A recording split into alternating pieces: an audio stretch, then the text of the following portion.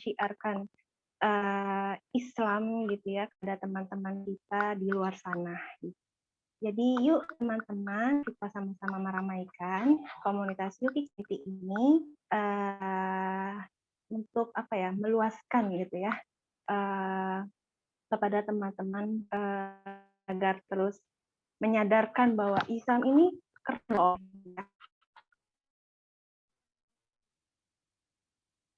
Sebelum itu, saya mau pastikan untuk Ukti Yuli apakah sudah bergabung atau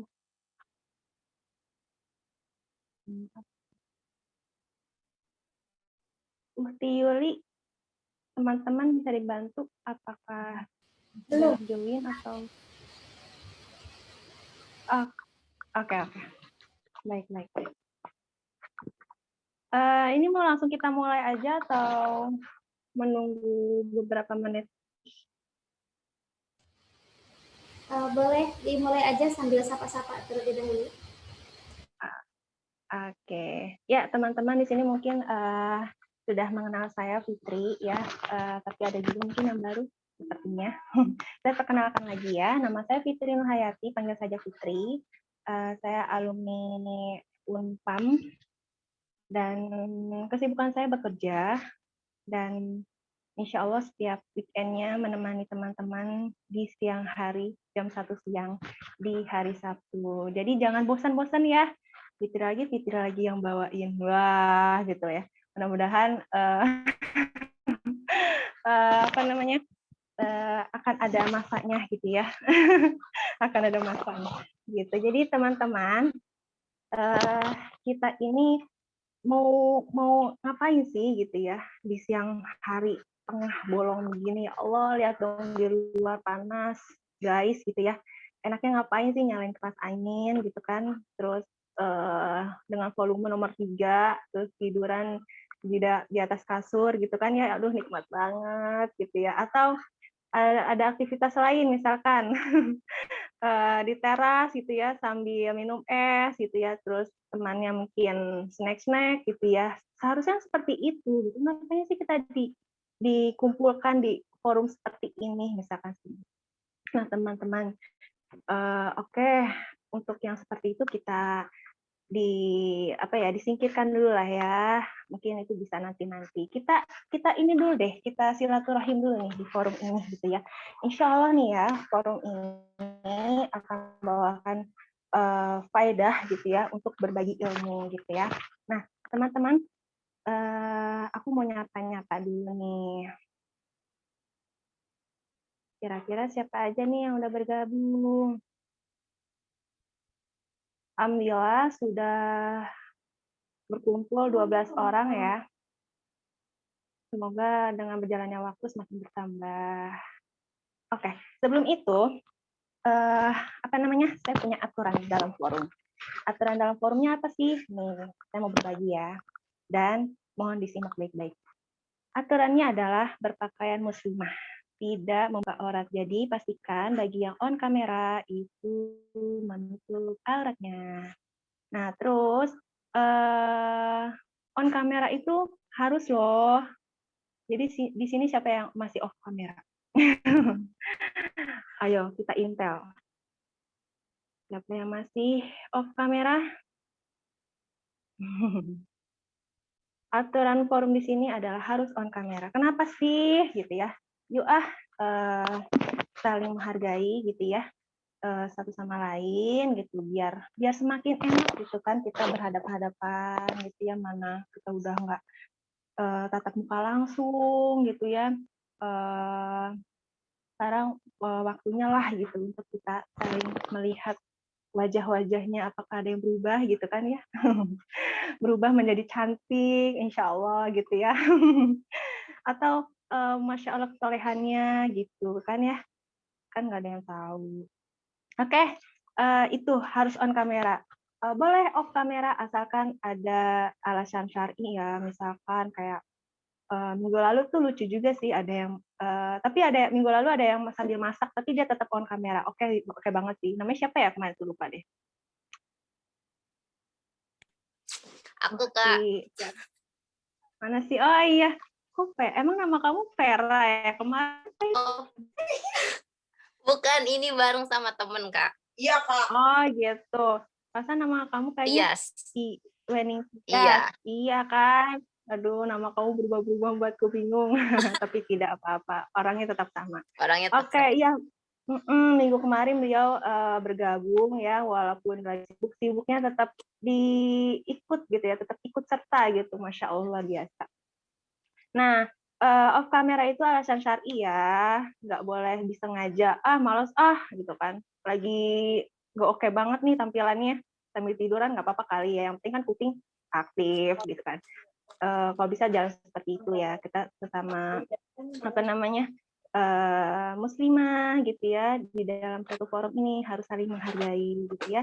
Baik ketika ada pembicara nanti menyampaikan juga nggak boleh gitu ya off kamera sendirian aja beliau on kamera, nggak gitu ya. Nah, lalu ketika ada mulainya pembicara gitu ya, mohon dimatikan mikrofonnya atau di mute gitu. Nanti akan ada saatnya boleh di-unmute gitu.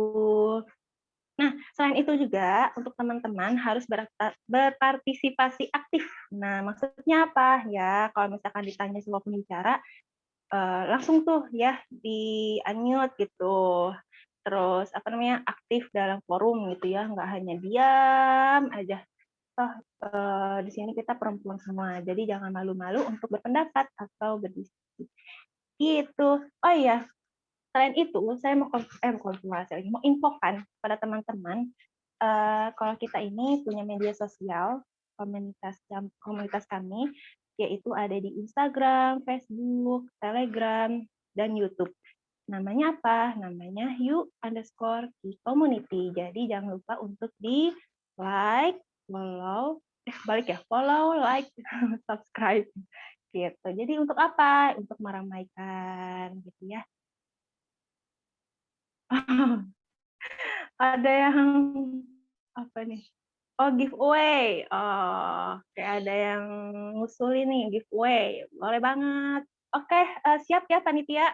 Ketika selesai pembahasan kali ini nanti ada giveaway. Giveaway-nya apa? Giveaway-nya adalah silahkan di posting hasil review kajian kali ini. Jangan lupa di tag di komunitas di Instagram ya, tapi jangan lupa bagi yang private itu dibuka dulu private-nya karena tidak masuk ya notifnya di UT Community. Gitu. Siapa aja yang boleh ikutan nih Kak? Atau mungkin ada persyaratan orang-orang yang tertentu nggak boleh gitu. Wih. Tapi persyaratannya pasti sih harus itu ya, harus follow, terus like, subscribe semua medsos kita gitu. Itu sih pentingnya persyaratannya. Itu ya. Diumuminnya kapan? Diumuminnya adalah Ahad. Nah, nanti akan diumumkan oleh panitia kita di hari Ahad. Apa sih emang dapatnya? Nah, surprise lah, namanya juga giveaway ya kan. Nah, jadi yuk, siapa yang keren nge-reviewnya dialah pemenangnya. Gitu teman-teman. Oke, karena yang doanya lagi sakit, lagi doanya sakit. Mari kita sama-sama berdoa ya untuk kelancaran kajian kita kali ini, agar tidak ada kendala apapun sampai akhirnya acara ini. Yuk, bismillahirrahmanirrahim, sama-sama teman-teman kita baca surat Al-Fatihah. Bismillahirrahmanirrahim. Alhamdulillahi rabbil alamin. Ar-Rahmanir-Rahim. Maliki yaumiddin. Iyyaka na'budu wa iyyaka nasta'in. Shiratal mustaqim. Shiratal ladzina an'amta 'alaihim ghairil maghdubi 'alaihim waladdallin.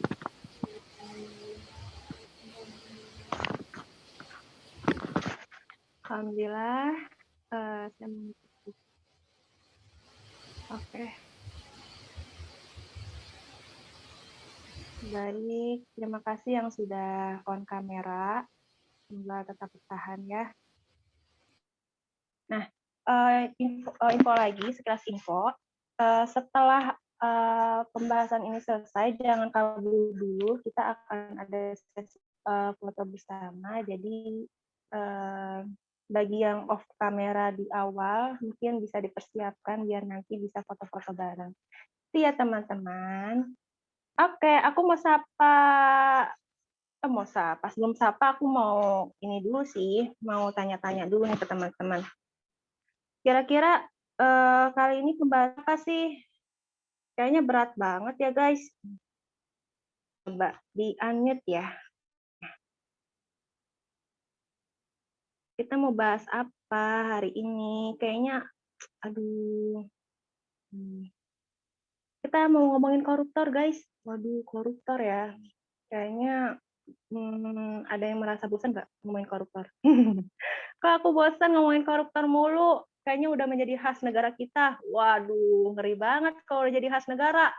Jangan sampai dong jadi khas negara ya, kita apa ya, kita tindas khasnya yang seperti itu ya. Nah, tema kita kali ini adalah koruptor yang ramah emang salah. Wah, pertanyaan ya, temanya jadi pertanyaan gitu ya. Pertanyaan kita nih sebagai masyarakat gitu ya. Nah, di sini kali ini sudah Gen Z Talks edisi 4. Udah kerasa ya, udah edisi keempat aja ya. Dengan berjalannya waktu, mudah-mudahan terus beristiqomah. Nah, teman-teman, pembicara kita berbeda nih dari yang kemarin-kemarin. Nah, kalau gitu aku sapa aja ya. Assalamualaikum warahmatullahi wabarakatuh, Kak Nurli. Waalaikumsalam. Wah, berbeda kayak apa nih maksudnya? Berbeda apa ya kira-kira enaknya? Berbeda wujud. Berbeda wujud pastinya dong gitu ya. Kan kemarin kan duel-duel tuh. Sekarang kita berdua nggak apa-apa ya biar so sweet ya Kak ya. Nah, beliau itu adalah, oh ya sebelumnya adalah aku mau ngenalin dulu beliau. Beliau itu adalah namanya Nur Rahmawatili, SS. Beliau itu adalah aktivis Muslimah kampus, penulis opini. Nah, di situ sudah ya perkenalannya. Nah, beliau tuh dipanggilnya Nurli, Kan Nurli. Nah, ya Kak, sebelumnya Kak. Alhamdulillah khair ya. Alhamdulillah Nggak mesti khair. Oke, Masya Allah, Kak. Sehat selalu. Kita juga semoga sehat selalu ya, Kak. Oke, Kak, kita mau ngomongin masalah koruptor nih, Kak. iya, yang sekarang jadi termaksud keberagaman budaya kali ya. Sempat Masya Allah. kepikiran pas Fitri bilang udah menjadi ciri khas gitu ya. Nah, kemarin tuh sempat ngajarin IPS ya ke anak-anak. Jadi Indonesia kan banyak keberagaman tuh. Ada apa? Suku, budaya gitu. Terus sempat kepikiran, oh kayaknya tambah satu nih, korupsi kayaknya. Jadi udah beragam gitu. Oke. Masya Allah banget kan, Kak, pembahasan kita kali ini. Jadi teman-teman, please ya fokus pembahasan kita kali ini ya, jangan sampai terlewat karena ini membahas koruptor yang sudah menjadi mendarah daging gitu ya, yang apa namanya yang dialami oleh pejabat-pejabat. Oke nih Kak, sudah siap ya Kak ya? Insya Allah. Oke, insya Allah. Bagaimana Baik. teman-teman yang lain nih udah siap belum nih? Sudah siap belum ya? Kira-kira semuanya pastikan on kamera ya. Masya Allah, cerah-cerah banget ya yang on kamera. Yang off kamera gelap ya iyalah dimatikan. Oke. Iya Kak, Baik, lanjut Ika. Aku mau nggak sabar nih dapat penjelasan dari Kak Nurli tentang koruptor. Yang lain juga pasti nggak sabar kan ya? Yuk sama-sama kita dengerin nih, apa sih yang dimaksud dengan koruptor yang ramah? Emang salah? Nah, bagi Kak Nurli gimana menyikapinya seperti itu? Oke. Silakan. Sebelum mulai mau konfirmasi dulu nih sama yang share screen. Aski ya? Aski itu udah sama PowerPoint-nya belum? Maksudnya kalau misalnya udah barengan, ya udah itu Aski aja yang share screen. Apa gimana ya? Belum Kak, ini PDF-nya. PDF-nya, tapi PDF-nya itu ada di bawahnya ada materinya nggak? Oke, thank you. Ada. Ya udah itu aja. Ya, nah bismillahirrahmanirrahim. Assalamualaikum warahmatullahi wabarakatuh. Dan selamat siang untuk teman-teman semuanya yang Masya Allah ya. Ini kayaknya nggak ada suaranya nih yang jawab salam. Waalaikumsalam warahmatullahi wabarakatuh. Warahmatullahi wabarakatuh. Coba Nurli mau dengar sekali lagi deh. Kayaknya baru ini udah orang sih yang datang 11 ya, tapi suaranya baru 2 orang tadi atau 3 orang gitu ya yang jawab. Kita coba lagi ya. Bismillahirrahmanirrahim. Assalamualaikum warahmatullahi wabarakatuh. Waalaikumsalam warahmatullahi wabarakatuh. Masya Allah ya, menggelegarnya udah seperti 100 orang yang yang menjawab salam. Nah, teman-teman, alhamdulillah ya dapat kesempatan kita bareng-bareng di sini sharing bareng tentang permasalahan hidup seorang muslim gitu ya, baik itu yang ada di dirinya ataupun di sekitarnya gitu ya. Masya Allah, dan luar biasanya tim dari Yuki Community ini kece banget ya, mereka bikin satu kajian dan meskipun terhalang corona ya, tapi menciptakan satu momen yang luar biasa dengan menggunakan gadget gitu ya, akhirnya bisa mengisi gitu ya, atau memanfaatkan sesuatu yang itu bermanfaat untuk kita semua. Nah, alhamdulillah ya, karena rahmatnya Allah juga kita berkumpul dan Allah pertemukan dalam komunitas ini gitu ya, yang insya Allah ketika nanti di yaumil akhir teman-teman itu ditanya gitu ya, ataupun ditanya sama Allah, waktu muda kita tuh dipakai untuk apa sih gitu ya. Nah, mungkin dengan mengikuti kajian di Yuki Community itu bisa menjadi asbab ya, ketika waktu muda kita, ketika disibuk-sibuknya kita menjadi seorang mahasiswa, ataupun yang sambil bekerja misalnya, ataupun di tengah-tengah pandemi yang membatasi gerak kita dalam bersosialisasi, tapi teman-teman masih menyempatkan waktu terbaiknya, bahkan di weekend ya. Kalau weekend itu kan kebayangnya tuh pengennya, Masya Allah, rebahan gitu ya, me time, tapi teman-teman meluangkan waktunya untuk join sama Yuki Community dan kita ngebahas tentang Islam. Tak luput, salawat dan salam kita junjungkan kepada sang pemuda dari Rois ya, yang dimana ketika hidupnya beliau itu hanya untuk dakwah menyebarkan Islam, beliau bahkan di matinya mengingat kita gitu ya. Kita berharap kelak di yaumil akhir Rasulullah itu masih mengakui kita gitu ya, di tengah kenaifan kita sebagai manusia, tapi Rasulullah itu masih mau gitu ya mengakui kita sebagai umatnya. Nah, seperti yang tadi Fitri bilang, kita ngebahas tentang koruptor hari ini gitu ya. Wah, koruptor apa hubungan dengan Islam ya? Oke, nah teman-teman, sebelum kita ngebahas lebih lanjut, Nurni mau nanya, kira-kira teman-teman udah tahu belum tentang kasus ini? Ini viral banget ya, tentang, kalau gambarannya tuh kayak gini, gambarin. Jadi ini koruptor yang dia itu dapat penghargaan anti korupsi ya, Bung Hatta anti korupsi itu di tahun 2017. Nah, beliau juga memiliki segudang prestasi yang luar biasa. Jadi ini bukan koruptor biasa ya. Sebenarnya kan koruptor itu tadi seperti yang udah dibilang sama Fitri, kalau udah menjadi satu hal yang lumrah gitu ya, kayaknya kalau pejabat nggak korupsi itu nggak afdol deh kalau di Indonesia gitu ya. Nah, tapi ada apa sih dengan koruptor yang satu ini gitu ya? Nah, ternyata koruptor yang satu ini adalah koruptor yang berprestasi, yang image-nya itu baik gitu ya, yang baik itu bahkan dia bukan hanya memiliki prestasi untuk dirinya pribadi, tapi bahkan provinsi ya yang dia pimpin itu pun mendapat gelar maksudnya dapat piala 4 kali berturut-turut gitu ya. Maksudnya prestasinya itu sampai ke daerah yang dia pimpin.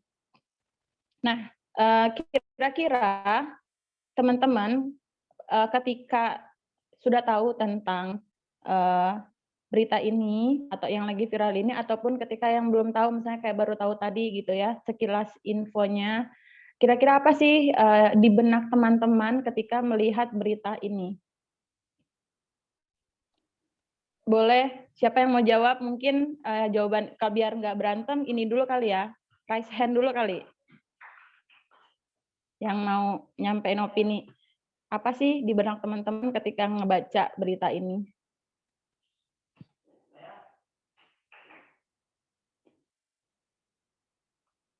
Ayo, siapa yang mau jawab? Wah, kayaknya harus bawa pasukan dari sekolah saya nih. Ya kalau lagi ngajar ya ditanya anak-anak siapa yang mau nanya, siapa yang menyampaikan opini, langsung raise hand. Coba mana nih antusiasnya teman-teman yang di Yuki Community. Boleh ini ya, maksudnya teman-teman boleh nyampein apa aja ketika misalnya mungkin kalau walaupun misalnya teman-teman nggak terlalu nggak mengikuti beritanya, tapi setidaknya ketika teman-teman lihat timeline berita tentang seperti ini tuh apa sih yang ada di benak teman-teman? Ki belum. Coba kita Nah, mulai masak. Oke, siapa nih yang mau nyampein opini? Yang di spotlight ya. Iya, boleh. Nah, apakah itu? Apakah itu? Itu apa ya? Sop yang kemarin masak, mumpung sekarang tidak masak ya. Ayo, siapa nih? Kanis mungkin, atau Aski, atau siapa nih? Hanifah, atau Auli. Ini Ihwat namanya, Ihwat atau Aulia nih? Ayo Vera, maju. Vera sama Tias, Cinta boleh, Rahma. Tias, ya betul. Ayo, siapa nih? Tias. Aduh, iya Kak. Ayo kalau mama Atau aku tembak aja kali ya. bicara itu. Nuri tembak aja nih ya. Oke, Nuri mau, ini beneran nih, nggak ada yang mau nyampein. Nggak, maksudnya nggak mau nunjuk diri. Iya, sudah siap, sudah open mic. Silahkan. Oh, Vera mau ya? Vera mau katanya nih.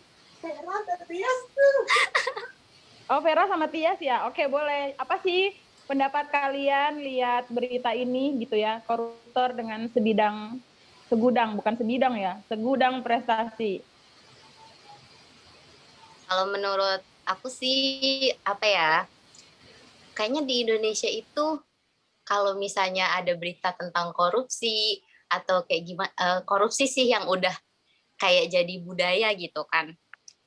Kayak yang kasus-kasus, banyak lah kasus tentang korupsi itu biasanya pelakunya gitu kan di penjara, tapi kadang nggak lama kayak gitu. Terus nanti dibebasin, bebas bersyarat, padahal itu udah korupsi yang memakan apa ya, dia tuh menggunakan uang-uang rakyat gitu kan. Harusnya kan kalau itu kan bukan hak dia gitu kan, harusnya di apa ya, ditindak lah gitu kan.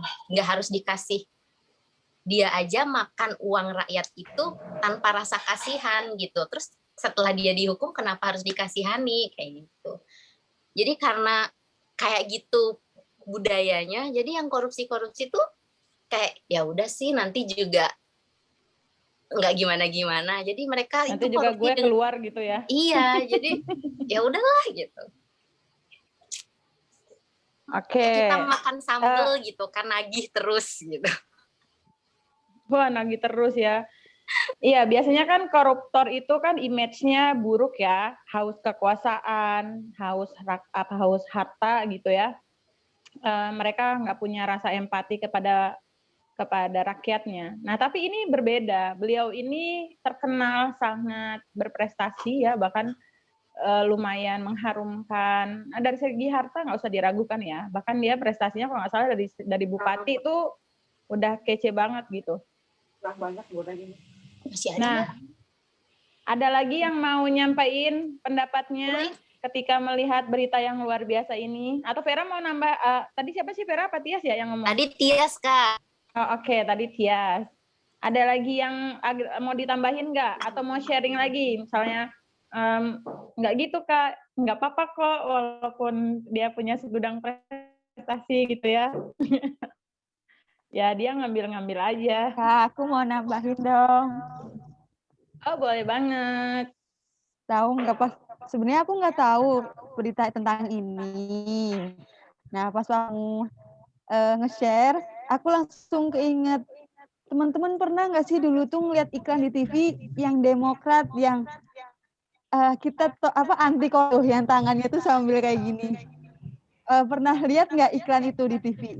Beberapa Yang tahun tangannya stop korupsi gitu loh, kayak ada Angelina Sondak, terus siapa lagi itu ada beberapa gitu dari Partai Demokrat gitu ya yang mengatakan bahwa menolak korupsi.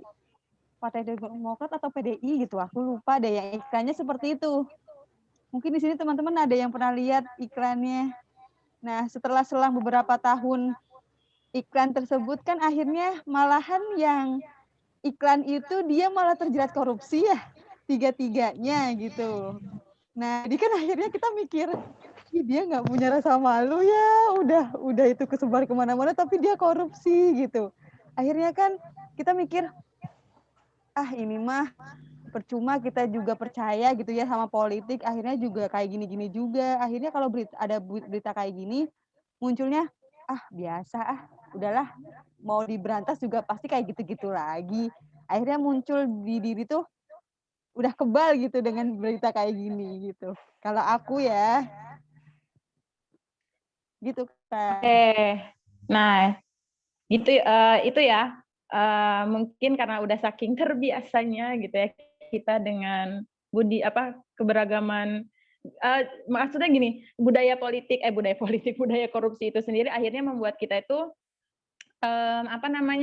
ya udah biasa aja gitu ya. Tapi dengan adanya kalau misalnya teman-teman mengikuti berita ini ya, ini cukup mengejutkan halayak. Kenapa? Karena persepsi mereka tentang koruptor itu berbeda.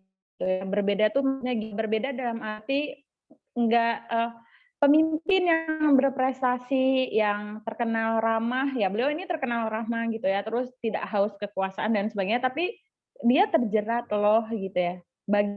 Sampai ada timbul pertanyaan, kalau beliau aja mampu gitu ya, apalagi yang kecil-kecil di bawah dia, maksudnya yang orang-orang di bawah dia gitu ya. Bahkan penangkapan yang dilakukan oleh KPK gitu ya, nah itu terjeratnya bersama 5 orang di bawahannya dia gitu ya. Dan yang bikin publik jadi bertanya-tanya itu adalah jadi apakah pemimpin dalam sistem demokrasi ini meskipun karakternya baik itu kira-kira dia masih tetap bisa merubah, maksudnya merubah pemimpin gitu ya, yang dilihat dari sisi dia ramah, dia berprestasi, tapi dia hidup di dalam sistem demokrasi ini, apakah akhirnya harus dipertahankan gitu ya, atau masih cocok nggak sih dia itu memimpin kita?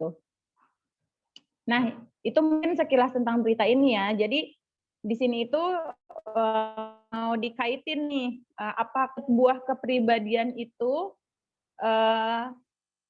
misalnya apakah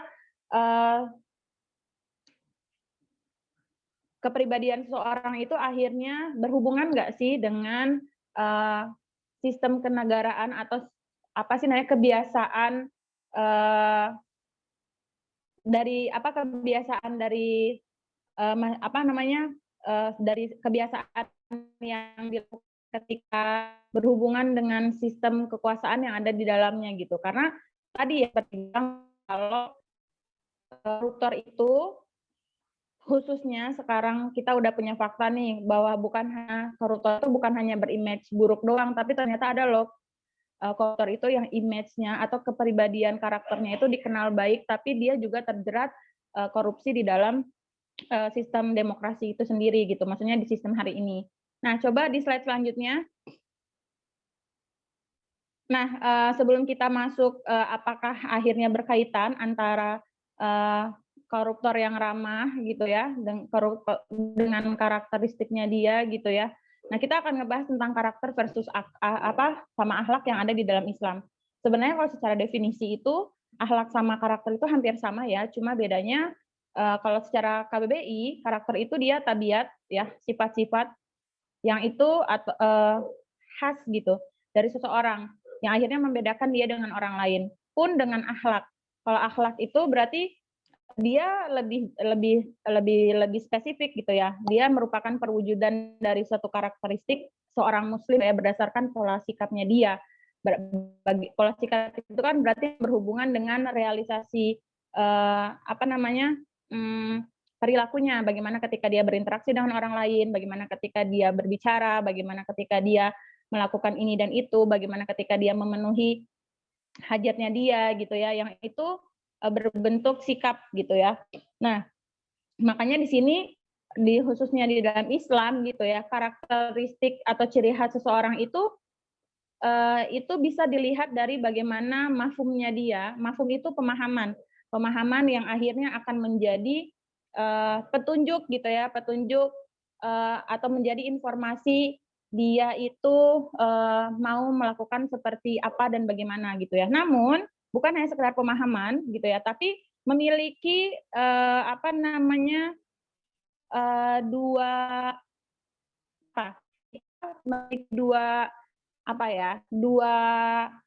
kaitan juga, yaitu nanti dia akan berhubungan dengan pola berpikir dia dan pola sikapnya. Nah, jadi nanti karakter ini itu memiliki karakter seseorang ketika dia berbeda dengan orang lain itu karena dia memiliki mafhum dan serta pola sikap dan pola pikir yang berbeda dari yang lain.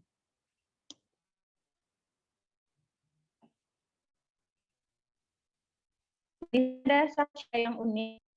Nah, berdasarkan kitab Nafsiyah Islamiyah ya, jadi kepribadian seseorang itu dapat terbentuk dari akliyah dan nafsiyahnya. Jadi nanti keterbentukan akliyah dan nafsiyah ini yang akhirnya itu membuat seseorang itu memiliki karakter yang akhirnya bisa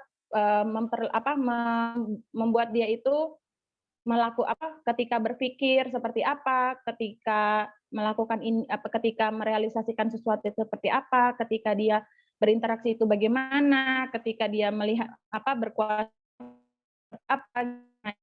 terbentuk dari dua hal ini gitu. Makanya dalam Islam itu seorang muslim ketika dia memiliki kepribadian, dia tuh harus memiliki karakter akliyah dan nafsiyah yang Islam. Jadi kalau misalnya akliyahnya itu gini, kalau akliyah itu kan berarti pola pikir ya. Jadi kemana dia berpikir, bagaimana dia menimbang, bagaimana ketika dia memahami sesuatu, dia melihat sesuatu itu berdasarkan Islam, akliyahnya. Nah, sedangkan kalau nafsiyah itu berarti yang berhubungan dengan bagaimana ketika dia itu interaksi, apakah itu untuk memenuhi hajatnya dia ataupun gorizahnya dia gitu ya, yang itu akhirnya dilakukan secara praktis secara praktek gitu ya, dan itu terlihat dari sikapnya dia. Nah, ini pun harus Islam juga kalau misalnya dia seorang muslim. Terus gimana kalau misalnya dia nafsiyahnya Islam nih, tapi akliyahnya itu misalnya dari cara dia berpikir itu justru misalnya bukan Islam, tapi liberal misalnya atau sekuler misalnya. Nah, ini tidak bisa dijadikan saksiyah seorang muslim. Nah, sedangkan terus gimana kalau misalnya akhirnya ada tipe individu seperti itu. Nah, tipe individu ini berarti tipe individu yang dia saksiahnya di luar Islam. Dia tidak tidak mewujudkan dirinya itu sebagai muslim seharusnya. Nah, terus di sini juga itu akhirnya si pola sikap terkait dengan saksi Islam itu dia nanti akhirnya ketika dia unik gitu ya, maka dia akan akan melakukan segala sesuatu yang berhubungan dengan baik itu ketika dia memutuskan sesuatu untuk untuk merealisasikan yang berkaitan dengan hajatnya ataupun dengan nalurinya, itu pasti akan based on Islam juga gitu. Nah, coba di slide selanjutnya.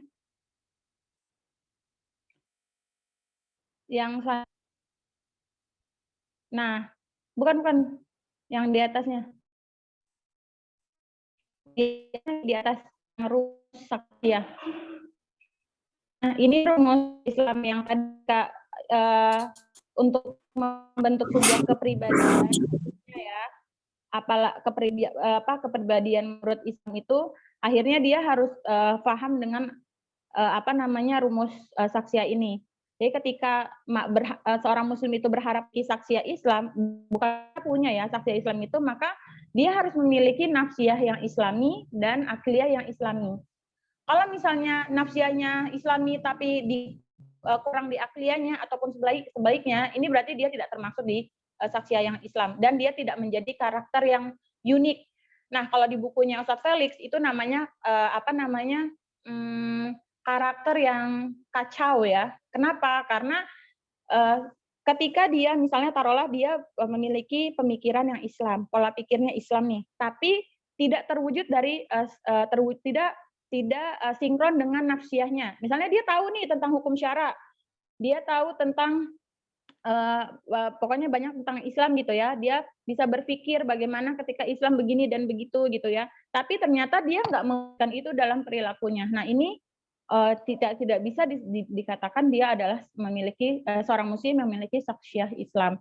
Pun sebaliknya, ketika misalnya seorang muslim dia memiliki nafsiyah Islam gitu ya, akhlaknya baik misalnya, terus dia makan makanan yang halal, dia interaksinya terjaga, tapi dia memiliki pola pikir yang itu Islami, maksudnya dia nggak paham tentang bagaimana pemahaman Islam tentang ini dan itu, terus bagaimana ini ilmunya tentang itu gitu, nanti ada realisasi nafsiyah yang minus gitu, maksudnya akan ada kegiatan-kegiatan yang itu bisa jadi menyimpang dari Islam atau justru minus gitu ya, kegiatannya gitu ya, yang harusnya halal misalnya jadi haram, yang tadinya mubah jadi makruh gitu ya. Karena tadi di akliyah itu tuh bukan hanya sebatas dia memikirkan bisa memikirkan atau menghukumi sesuatu, tapi nanti akhirnya dia bisa meriletkan antara informasi yang dia dapat, informasi yang dia punya dengan fakta yang dia dapat gitu. Nah, makanya saksiyah Islam ini sangat sangat berhubungan dengan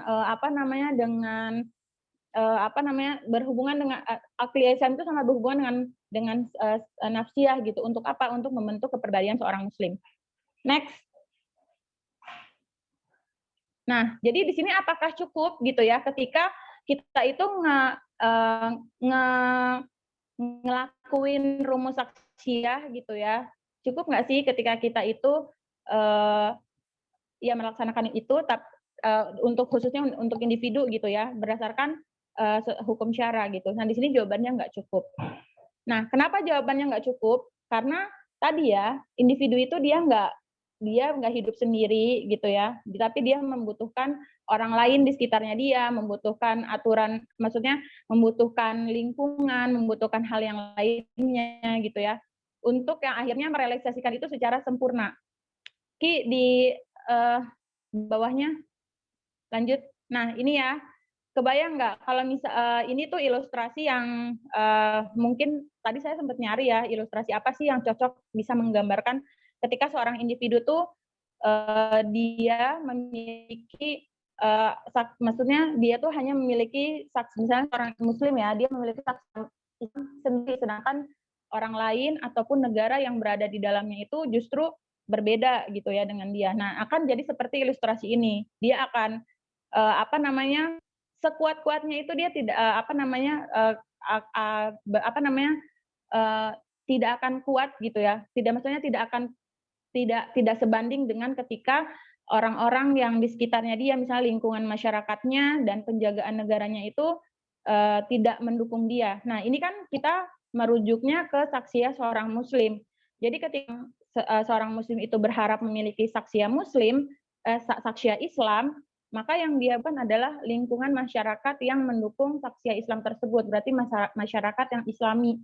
Nah, apakah masyarakat yang Islami itu cukup gitu ya? Nah, di sini tidak cukup juga gitu. Kenapa? Karena masyarakat itu akan terbentuk dari bagaimana pembiasaan dari negaranya. Pembiasaan bagaimana ketika aturan hidup yang mereka lakukan, terus sanksi-sanksi yang bisa membuat mereka akhirnya taat gitu ya terhadap hukum syara. Nah, sehingga di sini peran negara itu sangat dibutuhkan juga gitu untuk akhirnya seorang individu itu mampu atau melaksanakan atau memiliki saksiya Islam. Karena hari ini kayak teman-teman aja mungkin merasakan ya ketika kita hijrah nih, kita yang dulunya punya teman-teman punya lingkungan yang luar biasa gitu ya, tiba-tiba kita hijrah terus pendapat orang yang di sekitar kita kan pasti mereka berpendapatnya bukan baik gitu ya, pasti masih ada beberapa dari mereka tuh yang ngomong so alim, so suci gitu ya, ataupun ikut-ikutan gitu ya karena memang lagi tren atau apa gitu ya, yang mereka tuh nyinyir. Nah, ini tuh merupakan hal yang mungkin menurut kita sekarang biasa ya, tapi sebenarnya itu hal yang harusnya tidak dilakukan oleh masyarakat gitu ya. Justru dalam Islam itu seorang individu itu dia membutuhkan lingkungan yang itu menjaga dia dari kemaksiatan. Nah, disinilah yang kenapa di surat Al-Imran itu Allah memerintahkan kita untuk selalu beramar ma'ruf nahi mungkar. Makanya di dalam Islam nanti itu masyarakat mereka itu akhirnya nanti memiliki tugas untuk amar ma'ruf nahi mungkar itu kepada satu individu dan individu yang lainnya. Jadi ketika misalnya ada yang hijrah itu bukan berarti dia dinyinyirin, atau misalnya kalau misalnya ada yang udah menyimpang itu tidak dibiarkan gitu ya. Ataupun sekarang nih kalau yang tadi ya, kalau misalnya direlatin dengan fakta yang kita bahas di awal seperti budaya korupsi gitu ya, meskipun mereka itu memiliki akhlak yang bagus gitu ya, tapi ya nanti tetap ada monitoring amar ma'ruf nahi mungkar sana gitu, sehingga ada orang individu-individu itu yang mereka tuh merasa selalu diawasi dengan orang lain gitu, dari segi ketika melakukan sesuatu ataupun ketika mengimplementasikan karakteristiknya gitu, kepribadiannya di tengah-tengah masyarakat. Nah, sama tapi monitoring dari masyarakat ini membutuhkan membutuhkan negara gitu ya, membutuhkan hukum yang itu yang itu mengarahkan gitu ya, mengarahkan mereka untuk menjaga amar ma'ruf nahi mungkar itu sendiri gitu ya, dengan sistem yang baik pastinya ya, yang akhirnya masyarakat itu tidak berdiri sendiri. Nah, kita lihat bagaimana kalau misalnya hari ini budaya korupsi individu itu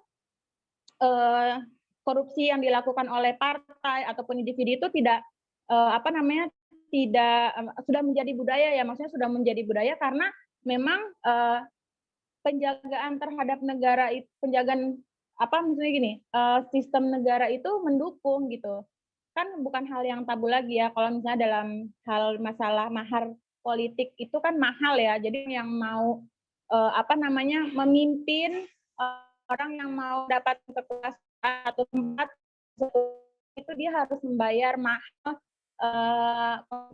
membayar mahal mendapatkan kekuasaan tersebut, apakah uang untuk kampanye terus dan sebagainya.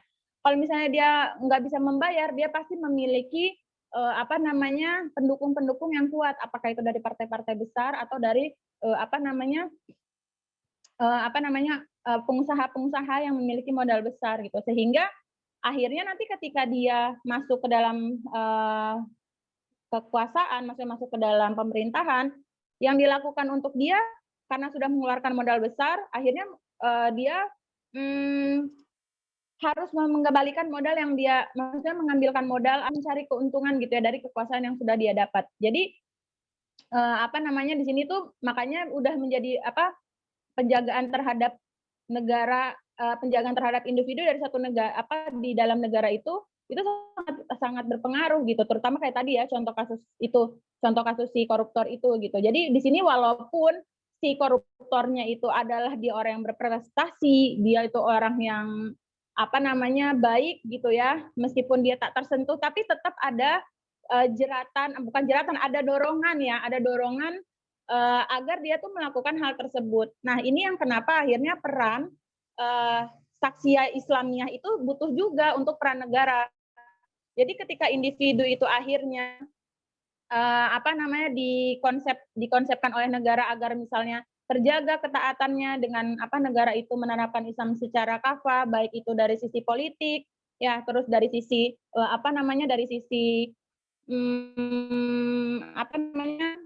ekonomi, sosial dan sebagainya gitu ya. Bahkan individu itu merasa akan dia terpantau dari sisi kepribadiannya gitu. Jadi dia ketika akan melakukan sesuatu yang itu keluar dari Islam, maka dia akan melihat konsekuensi yang ada di dalam negara dan lingkungannya gitu. Karena kan secara garis besar memang dia akan mengikuti hukum negaranya ya, tapi ketika berada di sekitarnya itu ada masyarakatnya. Nah, makanya di sini tuh butuh banget seorang individu itu dia memiliki lingkungan yang baik terhadap negara, khususnya ketika kita ingin memiliki Saksya Islam. Boleh. Nah, jadi di sini tuh makanya kalau misalnya akhirnya kita itu Muslim untuk hari ini gitu ya, kan kita belum mempunyai lingkungan yang yang baik gitu ya, terus tidak memiliki negara yang itu akhirnya menjaga kita dari dari kemaksiatan. Nah, ini akhirnya bukan berarti kita jadi speechless ya udahlah kita dengan individu kita enggak juga gitu ya, tapi dimana ketika kita perlahan untuk membentuk nafsiyah kita, apakah itu dari akliyah ataupun nafsiyah gitu ya. Nah, kita juga mengajak orang lain untuk akhirnya berperan gitu ya, maksudnya berperan dalam arti mereka juga kita juga berdakwah kepada mereka terkait dengan Saksya Islamiyah dan sebagainya gitu ya, dan mengambil peran untuk akhirnya memahamkan kepada umat bahwa sistem karakter individu dengan penjagaan terhadap negara itu adalah satu hal yang sangat dibutuhkan, satu hal yang relate dan nggak bisa terpisahkan gitu, karena tadi misal negara itu akan sangat berpengaruh gitu ya, baik dari segi hukumnya, apakah dari segi sanksinya gitu ya, itu dia akan berhubungan dengan bagaimana kita membentuk karakteristik kita. Makanya kalau misalnya teman-teman membaca sejarah-sejarah Islam gitu ya, itu banyak banget pemimpin-pemimpin Islam itu meskipun itu yang gemilang banget gitu ya, maksudnya mereka orang-orang yang yang sangat taat, terus mereka orang yang amanah, bertanggung jawab, dan meskipun ada di meskipun ketika mereka itu beberapa dari mereka ada yang bermaksiat, misalnya meminum khamar dan sebagainya, tapi mereka itu memiliki kepribadian yang menjaga umatnya. Mereka menjaga itu tetap tertera, terus mereka juga masih menerapkan Islam secara kafah dan sebagainya gitu. Jadi peran negara itu sangat penting untuk membentuk sebuah karakteristik. Nah, di sini misalnya akhirnya terus apakah seorang muslim itu ketika dia itu bersaksi Islam berarti udah nggak ada dong kemaksiatan, udah nggak ada dong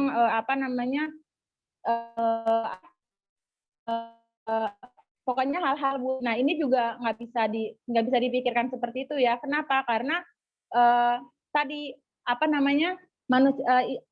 saksi Islam itu memang kepribadian seorang muslim, tapi kembali lagi muslim itu adalah seorang manusia yang itu tuh mereka ketika bersaksi Islam itu mereka bukan auto menjadi malaikat. Potensi untuk melakukan maksiat atau potensi untuk taat itu dua-duanya tetap masih ada. Namun dengan adanya karakteristik dengan bersaksi Islam dengan penjagaan dari sisi negara dan masyarakat itu akan meminimalisir jumlah minus yang terjadi, karakter yang negatif gitu ya, yang dikeluarkan oleh mereka gitu. Maksudnya yang dilakukan oleh seorang individu gitu. Karena tadi mereka memiliki pengawasan dan penerapan yang luar biasa. Nah, makanya di sini tetap akan ada ya manusia-manusia atau individu-individu itu yang mereka berpotensi melakukan maksiat, tapi tidak sampai seperti sekarang. Sekarang itu kan korupsi itu biasa, seks bebas itu biasa, terus apalagi justru kalau misalnya kita nggak berpacaran itu orang dibilangnya aneh, kita menutup aurat itu nggak fashionable. Nah, nggak sampai separah itu gitu, tapi tapi tadi tidak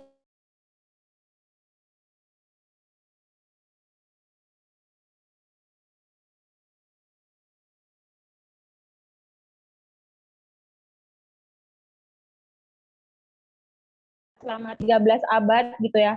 Itu tercatat cuma 200 lebih kasus yang terjadi gitu karena hasil pembentukan dari karakteristik ini, masa karakteristik saksi Islam itu sendiri gitu. Nah, itu ini boleh kayaknya slide 11 deh.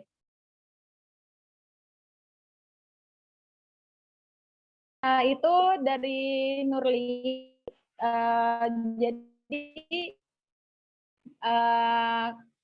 bukan hal yang harus dipersalahkan ketika koruptor itu ramah, dia salah apa enggak sih gitu ya. Tapi di sini adalah salah bagaimana ketika kepribadiannya dia itu justru memang diasuh dengan sistem yang salah gitu. Bukan sistem yang nggak mendukung dia untuk menjadi baik, tapi sistem yang mendukung dia itu justru menjadi nggak baik. Nah, itu dari Nurli. Nah, sampai sini teman-teman, boleh kita sharing-sharing gitu ya. Kira-kira teman-teman mau ada yang ditanyakan, boleh teman-teman mau menambahkan, oke gitu ya. Boleh banget. Baik, alhamdulillah Kak Nurli atas penjelasannya. Jadi kata Kak Nurli, lagi-lagi kita butuh peran negara ya Kak ya, untuk mendukung kepribadian Islam itu seperti apa sih? Karena nggak cukup gitu ya kalau untuk penjagaan masyarakat aja itu nggak cukup, tapi kita seperti apa ya hukum Islam, seperti itu ya Kak Nurli. Nah,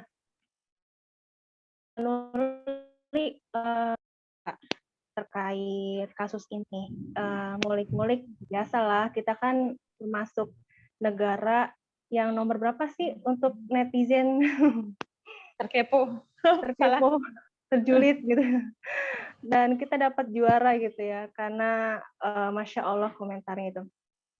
Nah, aku mau lihat komentar netizen yang mana masih banyak yang pro ternyata. Pro-nya kenapa ya tadi yang sudah disampaikan oleh Kak Nurli, memang beliau itu banyaknya prestasi yang dicapai gitu, sampai bahkan bisa memerintahkan 2 periode gitu ya menjadi bupati. Makanya di sisi lain masih banyak yang percaya dengan beliau gitu, karena beliau itu bagus kok gitu kan. Beliau itu belum tentu jadi tersangka gitu kan. Masih banyak yang menganggap itu belum apa namanya, belum terbukti kalau kalau beliau itu salah gitu kan. Jadi tenang aja Pak, saya masih apa namanya, mendukung Bapak gitu kan. Gitu. Terus ada juga yang kontra seperti ini. Ya namanya juga politik gitu kan. Udah apa ya namanya, udah biasa lah kalau orang gitu kan ya, atau pejabat sudah masuk ke dalam lingkaran politik, ya udah mainannya udah kotor bersihnya gitu kan. Apalagi kalau udah naik level, udah lupa gitu kan, baik itu benar atau salahnya gitu kan, baik itu halal atau haramnya gitu kan. Yang penting modal saya kebalik gitu kan. Ya tadi ada yang disampaikan juga sebelumnya ya, mumpung-mumpung nih gitu kan di posisi seperti ini, kapan lagi? Nanti kalau udah kelengser atau udah habis waktunya, nggak bisa meraup dana yang sebesar itu gitu kan. Nah, gimana nih menurut Kak Nurli menyikapinya bagi yang masyarakat menilai pro kontra, masih dalam pro kontra gitu loh dengan beliau seperti itu. Oh iya, benar ya. Jadi tuh kalau pro kontra yang terjadi tuh apa namanya, sampai di juga yang baca juga mengangkat seperti itu gitu. Apalagi dengan statement beliau yang saya nggak tahu apa-apa gitu ya. Jadi apa namanya, semakin membuat masyarakat itu yakin bahwa ini tuh bukan kesalahan beliau, itu yang pro-nya ya. Tapi di sini yang harus ditelisik adalah ketika sistem negara ini sebenarnya memfasilitasi secara tidak sadar. Memfasilitasinya dengan apa? Dengan mahar politik ya. Mahar politik itu yang seperti teman-teman tahulah apa namanya, mahal banget gitu ya. Mahal banget itu dalam arti orang ketika duduk di tampuk pemerintahan itu dia tidak mungkin seorang yang biasa-biasa saja gitu ya, yang nongkrong di jalan terus tiba-tiba naik jadi apa namanya, presiden, enggak, atau jadi satu kepala pemimpin tertentu termasuk di sebuah wilayah. Nah, pasti dia memiliki modal yang besar, dia memiliki dukungan yang kuat gitu ya, terutama dari orang-orang yang itu menguntungkan untuk dia untuk ketika dia naik gitu ya, sehingga ketika seseorang yang memiliki karakter atau memiliki idealisme baik masuk ke dalam apa namanya, sistem seperti ini gitu ya, dia kalaupun bertahan kuat dengan idealis sedikit demi sedikit. Kenapa? Karena dia berdiri sendiri itu bukan karena dia berhasil sendiri gitu ya, tapi karena dia didukung oleh orang-orang yang ada di belakang dia.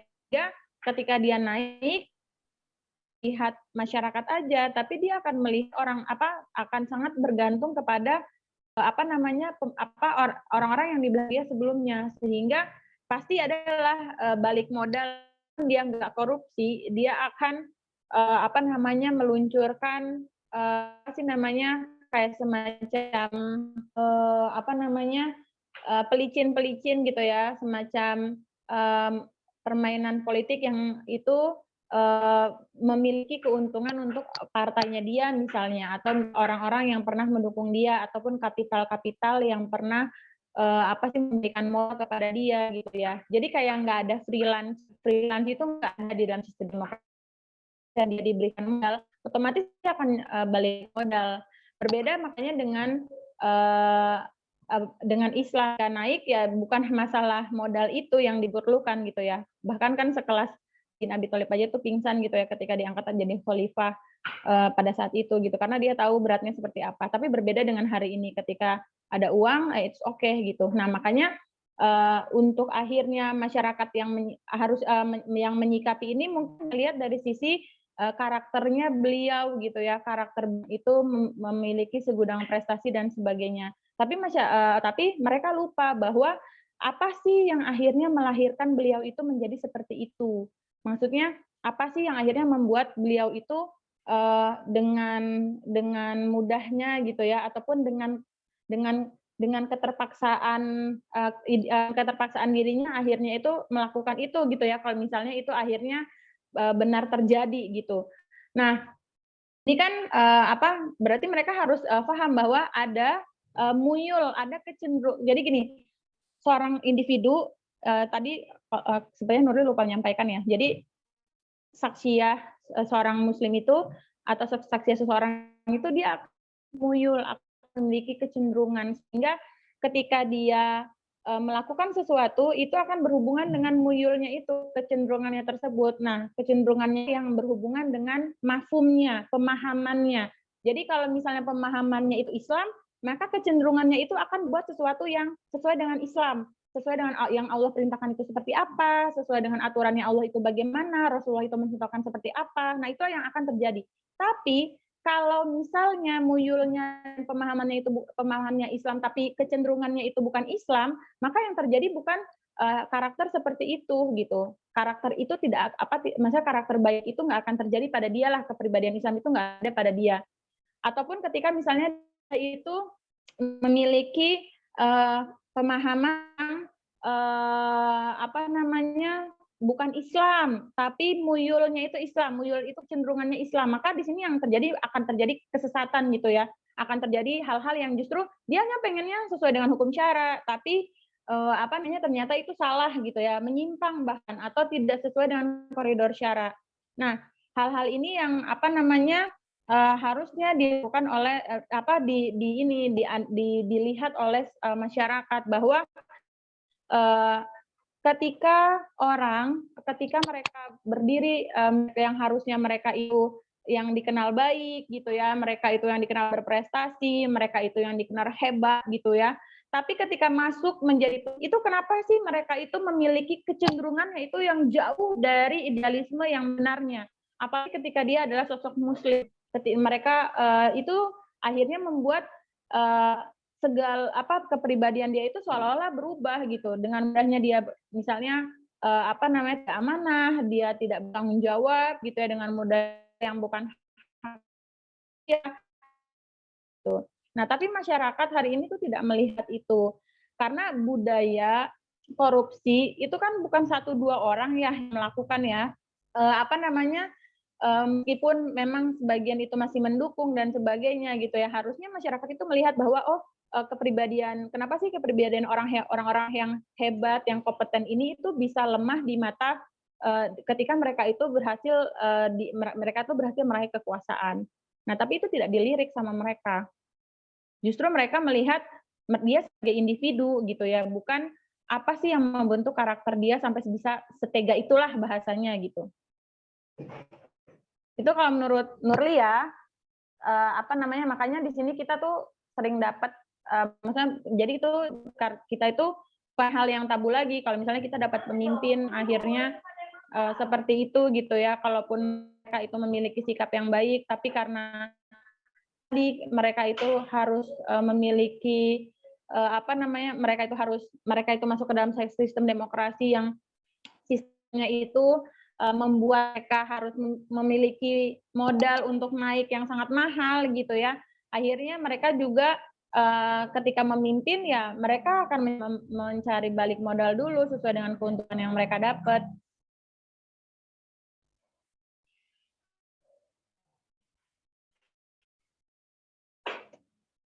Kira-kira itu. Mungkin ada yang mau nambahin?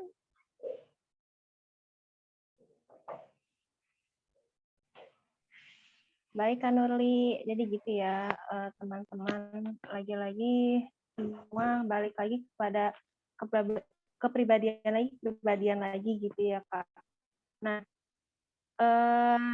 walaupun sebenarnya beliau tersebut nih, Kak, sambil saya menanyakan ke Kak Nurli, disiapkan pertanyaannya untuk teman-teman ya. Bagi yang mau menanyakan silakan di chat atau di raise hand boleh. Lanjut, Kak Nurli. Walaupun sudah kata demi Allah nih Kak, bahwa beliau itu enggak menerima gitu maksudnya menerima, tidak tahu gitu loh kalau itu tuh ternyata transaksi yang tanpa sepengetahuan saya gitu, saya nggak tahu kalau itu transaksi yang ke hal gratifikasi atau suap gitu kan, saya nggak tahu apa-apa. Maka sebutlah dia demi Allah gitu kan. Nah, dengan pengucapan seperti itu gitu kan, lagi-lagi dibuat bingung oleh masyarakat, dia tuh bener nggak sih gitu. Aduh, kayaknya mungkin kalau bagi masyarakat mungkin kayak udah capek kali ya menghadapi pejabat yang koruptor gitu kan. Ya udahlah, kayaknya susah percaya juga. Lagian juga udah bosen banget gitu kan. Udah biasa juga kok pejabat negara kita itu koruptor gitu kan. Dan lagi-lagi kalau memang jadi tersangka, benar-benar tersangka gitu kan ya, kenyataannya memang bersalah, lagi-lagi tidak ada juga hukumannya gitu kan. Nah, seperti hal ini gitu kan, apakah kita sebagai masyarakat juga gitu kan nih, saya maksudnya saling masyarakat, sesama masyarakat maksudnya, apakah kita pun juga salah membiarkan sikap masyarakat yang seperti itu? Gitu, Kak. Tadi kalau nggak sinyalnya putus lah yang di awal yang pas dia bilang demi Allah. Oh, jadi maksudnya dia tuh berani demi Allah itu kasih itu adalah transaksi yang di luar Jebak gitu ya. Jadi apa namanya, seolah-olah kayak, wah saya kejebak nih. Jadi gimana nih gitu kan. Jadi kayak dia tuh bingung ini harus bagaimana gitu. Padahal itu bukan salah saya gitu kan. Seolah makanya dia memberanikan apa namanya, demi Allah gitu kan. Nah, dia nggak merasa. Nah, sedangkan masyarakat sendiri kan juga bingung gitu kan menyikapinya. Lagi-lagi kita dibuat bingung oleh pejabat negara yang dimana koruptor lagi gitu loh. Kayaknya kita juga udah capek juga percaya sama pejabat negara gitu kan. Kalau udah koruptor ya udahlah jelek namanya gitu kan. Nggak perlu ngasih bukti atau gimana-gimana, kalau udah nerima duit ya udah selesai, dia udah jelek di mata kita. Sebagai masyarakat mungkin banyak yang seperti itu. Nah, juga salah juga gitu. Apakah kita sama juga berpikiran seperti itu atau kita saling tetap husnuzon atau bagaimana, Kak? Sebenarnya Ya, sudah terbukti belum sih? kalau secara mediasi KPK sih terbuktinya itu ya, apa namanya, infrastruktur yang berada di Sulawesi Selatan. Nah, hanya di sini terlepas dari apakah itu permainan politik, maksudnya permainan politik atau tidak gitu ya, ataukah itu fakta sebenarnya di lapangan gitu ya. Di sini kitanya tuh juga harus akhirnya sebagai mahasiswa gitu ya, kita bisa mengkritisi bahwa mudahnya ya sistem itu seperti ini gitu, sistem hari ini seperti itu. Mereka akan memperkuat kekuasaannya ketika ini kalau misalnya katakanlah itu adalah satu hal yang termasuk permainan politik ya, maksudnya untuk menjatuhkan seseorang gitu. Ibaratnya mah politik belah bambu ya, jadi menjadikan satu orang nanti mereka akan untuk meraih keuntungan yang lain mereka menaikkan orang untuk menggantikannya gitu. Nah, jadi kalau misalnya akhirnya seperti ini, itu juga harus menjadi kritis kita ketika orang yang baik di dalam sistem gitu ya, di dalam sistem demokrasi seperti ini gitu ya, yang berada dalam asuhan sistem sekuler, ya mereka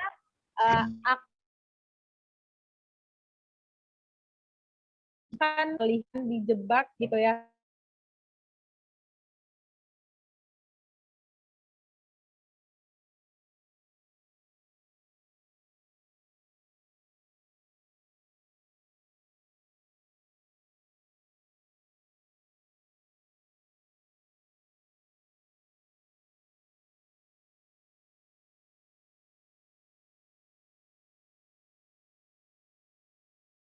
Ya. Nah, inilah yang akhirnya harus kita lihat gitu ya, terlepas dari individu itu seperti apa. Karena permainan politik itu, apalagi sekarang terkait dengan korupsi itu kan budayanya luar biasa ya. Maksudnya udah menjadi hal yang biasa aja gitu. Belum lagi kalau misalnya kita koneksiin dengan tadi mahar politik, terus habis itu kampanye-kampanye yang dia lakukan itu nggak mungkin dia sebagai individu bisa berdiri sendiri. Pasti dia membutuhkan banyak orang yang ada di belakangnya. Kalaupun bukan dia Misalnya bukan kebutuhan dia untuk mendapatkan hal itu, tapi pasti ada kebutuhan orang-orang di belakangnya, apakah itu partai politiknya gitu ya, ataukah orang yang pernah mendukung dia. Nah, makanya sistem hari ini itu sebenarnya tidak cocok untuk pemimpin-pemimpin yang memiliki karakter-karakter baik, karakter-karakter rahmah, karakter-karakter taat gitu ya. Karena seiring berjalannya waktu mereka akan terseret, apakah itu mereka yang masuk ke dalam lubang tersebut gitu, misalnya lubang hitam di sistem ini, ataukah mereka justru dilemparkan dari lingkaran lingkaran sistem tersebut gitu, karena merasa. Jadi kalau disesuaikan sama judul, jadi koruptor yang ramai itu salah nggak sih? Ya sebenarnya sistemnya akhirnya terasuh seperti itu, meskipun dia baik, dia berprestasi dan sebagainya, dia kompeten, bahkan dia taat gitu ya, dia seorang ulama misalnya ya, tapi karena dia terasuh dengan sistem ini, ya dia tetap bertahan dengan aturan sistem ini, atau dia akan terlempar. Nah, termasuk dengan kalau misalnya di-relate dengan fakta pro kontra yang ada di masyarakat gitu ya, sampai yang akhirnya beliau itu mengatakan demi Allah dia itu bukan, sedangkan dan kita dibuat dilema ini sebenarnya benar nggak sih gitu ya. Karena ketika baca itu tuh aku lagi langsung ngebayangin taktik-taktik politik yang ingin menjatuhkan beliau, karena kan nggak bisa dipungkiri ya, ketika misalnya ada satu pemimpin, ketika pemimpin itu nggak mau, misalnya gini, nggak boleh gitu ya, nggak, nah itu siapa sih dia gitu ya, akhirnya tuh apalagi hanya sekelas gubernur di daerah yang ya Makassar sih termasuk daerah yang ini ya, termasuk daerah yang besar juga gitu, tapi dihempaskannya itu gampang gitu, karena yang sekelas di Jakarta aja tuh bukan mudah ya, maksudnya yang di Jakarta aja tuh dengan berbagai dilema itu bisa direkonstruksikan permainan politiknya itu untuk menjatuhkan lawannya gitu, apalagi yang hanya di daerah-daerah di daerah-daerah kecil gitu, yang maksudnya nggak sebesar di kota-kota besar yang ada di Jakarta misalnya, atau Surabaya dan sebagainya gitu. Jadi kita tuh dari sini tuh kita belajar bahwa sistem ini itu mengasuhnya itu sangat kejam. Kejamnya itu meski dia nggak akan melirik kamu itu individu yang berkompeten atau enggak, tapi dia akan melirik bagaimana ketika diri kalian atau diri seorang pemimpin itu menjadi orang yang mensupport mereka gitu, mensupport kebijakan mereka, mensupport penerapan yang hukum-hukum mereka, dan melenggangkan mereka itu untuk mendapatkan apa yang mereka mau. Itu sih. Oke, lagi balik ke sistem ya Kak ya, yang dimana bukannya pro ke masyarakat, malah pro ke mereka gitu ya. Ada sesuatu kepentingan yang lebih penting, hal seperti itu. Nah teman-teman, itulah penjelasan dari pembicara kita. Ada yang ingin tanya di dalam lagi terkait tema kita kali ini? Kita korek-korek terus ya, Kanuli. Boleh. Teman-teman yang juga boleh ini ya, boleh sharing. Mungkin ada opini yang mau ditambahkan atau pemahaman yang mau disampaikan, itu oke gitu ya. Iya, betul. Ya, teman-teman, disiapkan pertanyaannya atau yang sudah siap disampaikan. Pembicara kita udah gatal banget nih kayaknya untuk berbagi apa yang beliau pahami ya terkait koruptor kita kali ini.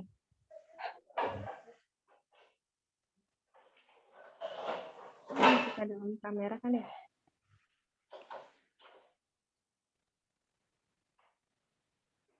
Bagi yang malu mungkin bisa di chat forum ya.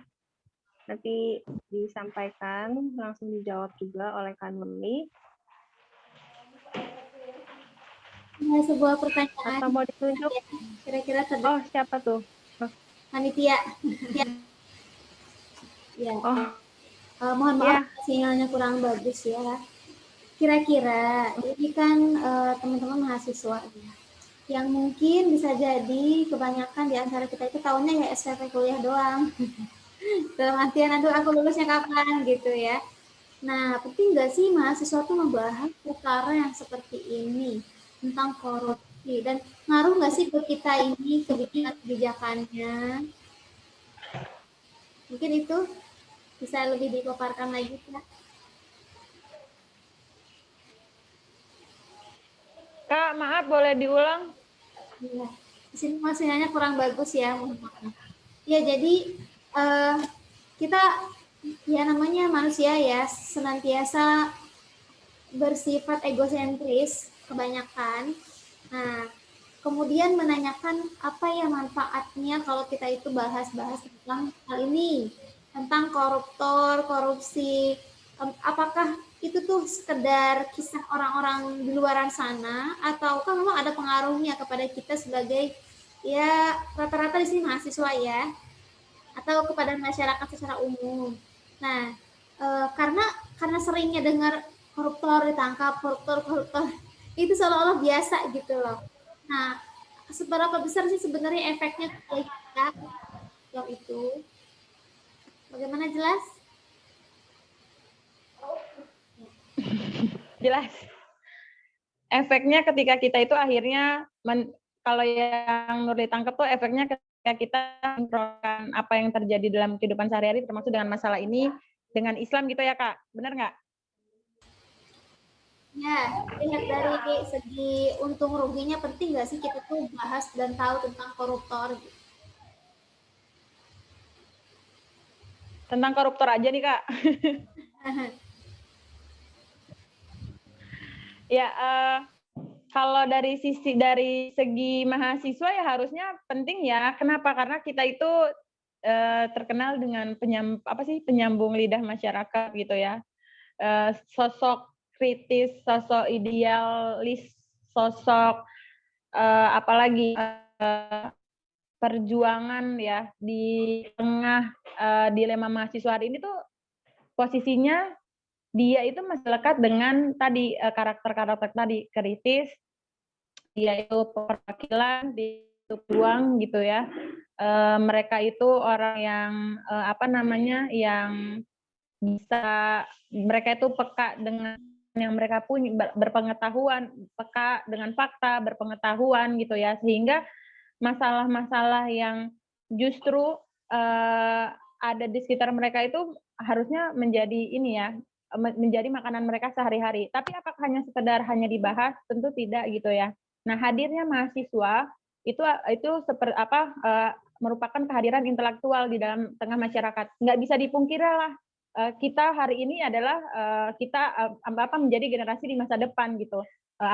Kita mungkin saja beberapa dari kita adalah orang-orang yang mungkin kelak akan menjadi itu ya dari ide kita, dari pemikiran kita itu menyumbangsi solusi-solusi masalah yang terjadi. Nah, penting banget mahasiswa itu akhirnya memiliki peran seperti ini, membahas kenapa sih koruptor di Indonesia itu merajalela, kenapa sih budaya-budaya pemimpin yang mereka itu idealismenya sebelum memimpin itu baik gitu ya, tapi ternyata ketika mereka memimpin idealismenya itu justru merosot. Nah, itu sangat harus dilakukan oleh mahasiswa karena tadi mereka adalah generasi yang akan hari masa depan gitu. Terus hanya sekedar dibahas tentu tidak. Mahasiswa itu karena memiliki intelektual yang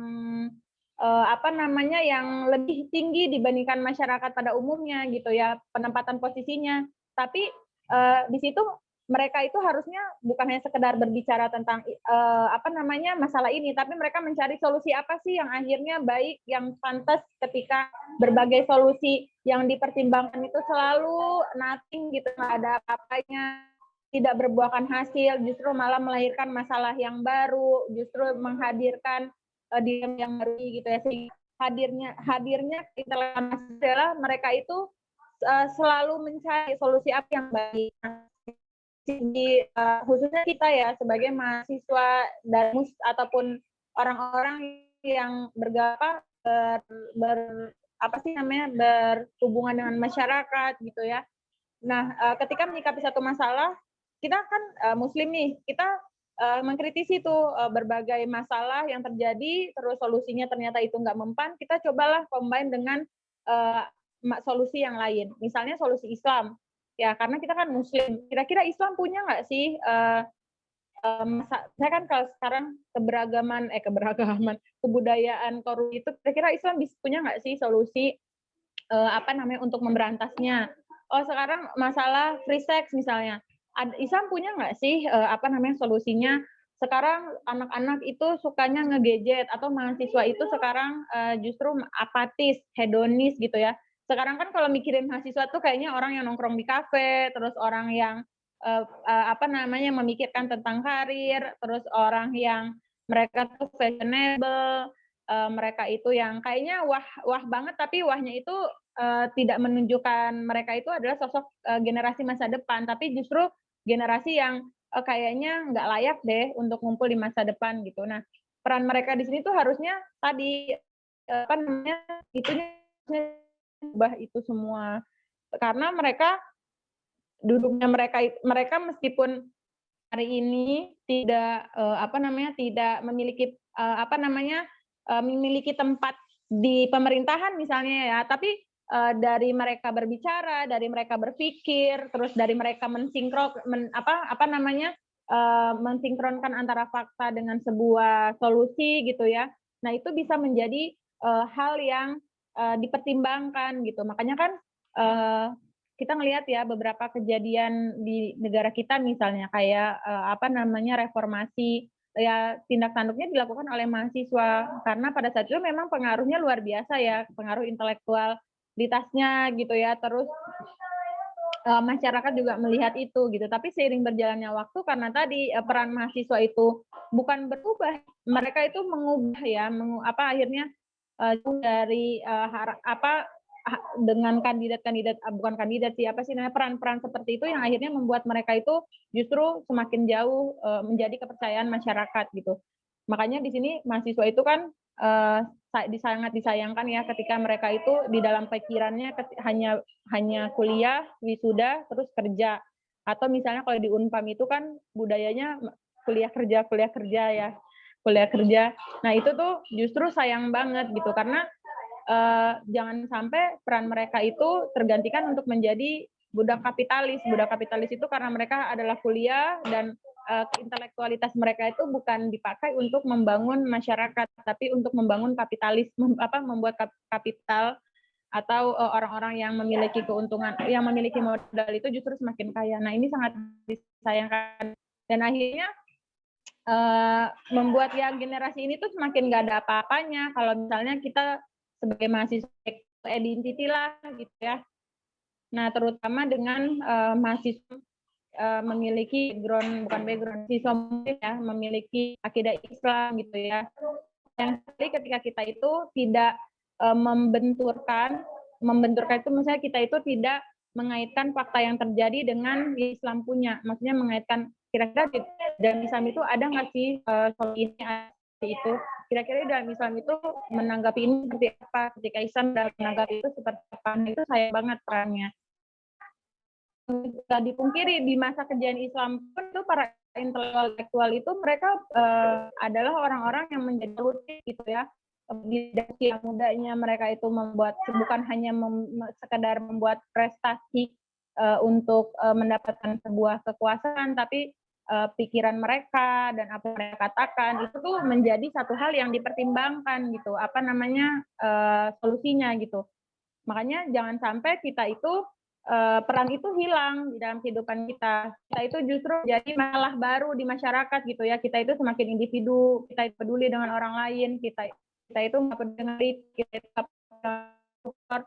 Sebenarnya apapun masalah yang terjadi itu hubungan dengan kita. Masalah korupsi aja kita bahas gitu dengan kita dari sisi misalnya hak yang dimiliki sebagai negara yang diambil, terus habis itu bagaimana ketika kita itu karena rasa individu yang individualisme yang kita punya, akhirnya kita membiarkan udah apa deh pemerintah itu mau jadi apa aja, penting gue kerja gitu ya, menghidupi kehidupan gue sendiri. Padahal mereka lupa kalau misalnya kebijakan pemerintah itu sangat berpengaruh dengan ketika dia bekerja, ketika dia itu mencari nafkah, ketika dia kuliah dan sebagainya gitu. Nah, ini jangan sampai kita anggap sepele karena peran kita meskipun kuliah di UNAM gitu ya, tapi status kita itu ya tetap mahasiswa gitu ya, tetap intelektual ya. Nah, makanya teman-teman justru harus mencoba berpikir realistis ketika kita sebagai pemuda nih, pemudi ya, pemudi mahasiswa, kita intelektual gitu ya, yang kalau misalnya teman-teman yang bekerja itu mungkin nilai plusnya gitu ya, tapi jangan sampai tadi kita itu tergoyahkan untuk memiliki sikap individualis yang akhirnya kita itu udah kalau gue itu bukan gue itu cuma mahasiswa dan sebagai biasa dan sebagainya. Justru itu jangan, tapi mengambil peran itu untuk apa nih yang harus aku lakukan gitu ya, apa sih yang harus kita bangun, apa sih kenapa terus membicarakan kepada teman-teman yang lain, saling tukar pendapat, kira-kira ini baik nggak sih, kenapa sih harus kayak gini, maksudnya tetap memikirkan hal-hal yang ada di sekitar kita. Itu sih Kak. Mungkin teman-teman mahasiswa nih atau merasa yang masih merasa siswa boleh sharing.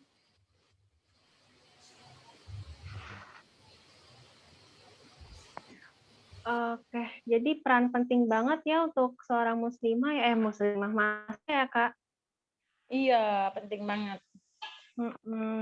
Walaupun tadi banyak juga yang bersifat individualis gitu, karena mungkin udah capek juga kayak mungkin banyak yang individualis tuh kayak ngerasa aduh ya udah capek ya kan, terus bekerja juga udah capek, jadi seharian itu udah capek dengan kesibukannya sendiri gitu loh, dengan kuliah dan kerja udah habis waktunya dan nggak ada waktu lagi untuk mikirin pemerintah yang begini gitu loh, yang kebijakannya buruk, yang semakin terpuruk gitu kan, pejabat makin semuanya gitu kan, kayak ya jadi mulai individualis kan udah lelah, udah capek juga untuk diri sendiri gitu, ngapain tuh mikirin gitu kan ya. Tadi kata Kak Nuli sangat berpengaruh ya dengan keseharian kita juga ya, bagi yang masih harus lebih semangat lagi,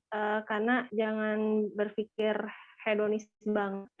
Penting banget perannya dari kita, yaitu tadi katakan Lili, berikanlah solusi-solusi, yaitu datangnya dari Islam. Kita harus bagaimana menyikapinya, seperti itu ya Kak. Tidak bisa didiamkan saja, biarkan saja gitu kan, dengan adanya banyak kasus koruptor seperti ini gitu ya. Mungkin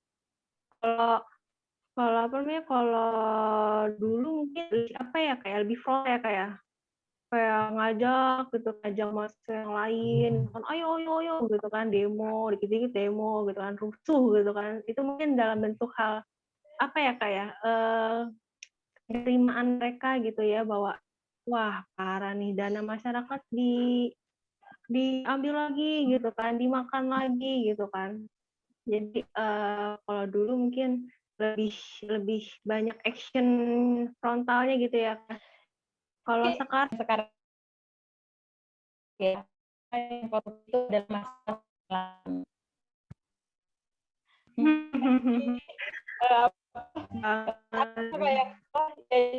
Maksudnya sampai terpikirkan seperti itu.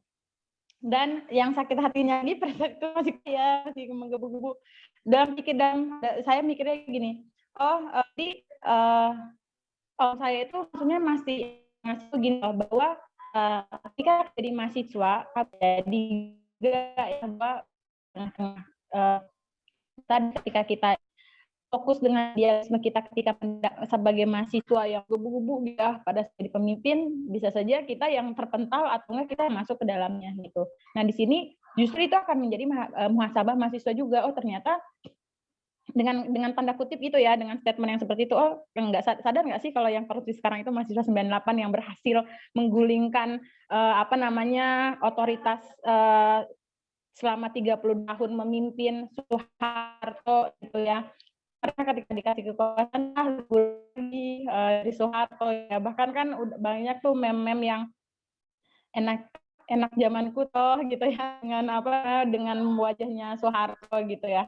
Nah, tapi ini tuh justru akan jadi masa baki juga sebagai mahasiswa. Oh, ternyata pada saat itu ideologi atau solusi yang diusung oleh mahasiswa itu nggak menjadi solusi. Justru itu menjadi masalah yang baru. Nah, apakah kita akan sama seperti mereka? Apakah kita akan sama memberikan menganalisis masalah itu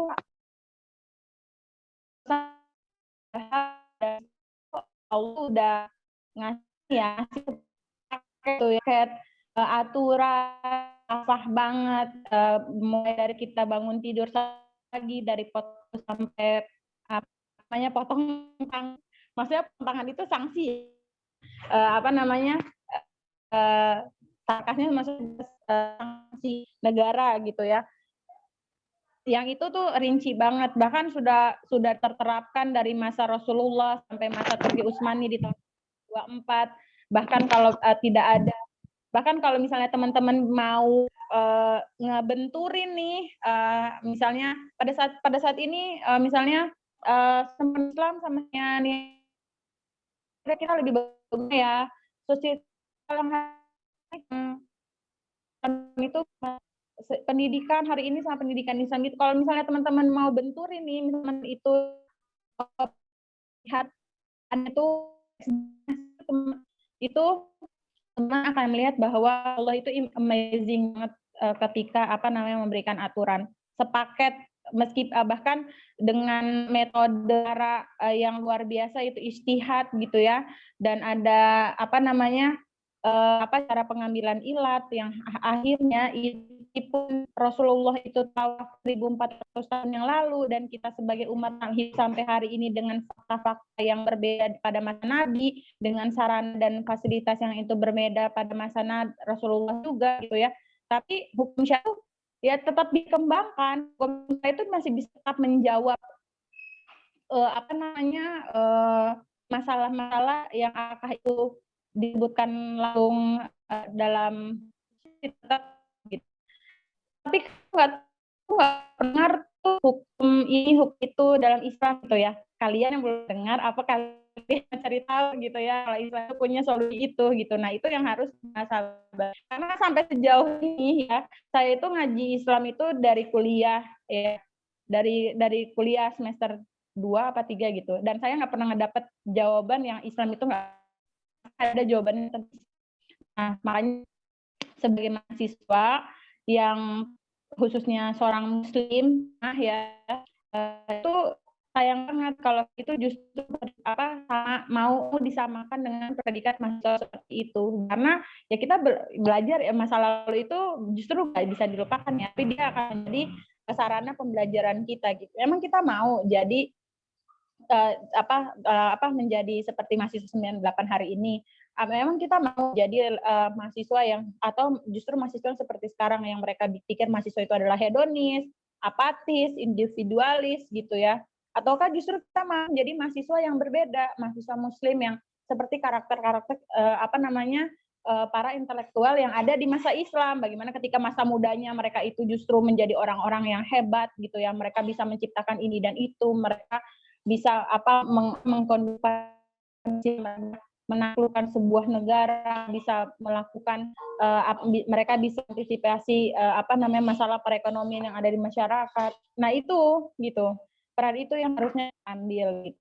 Dan sayang banget aku berpikir ya, sayang banget ketika misalnya waktu itu kuliah itu nggak gini gitu ya. Kak Nurli, ada kendala ya?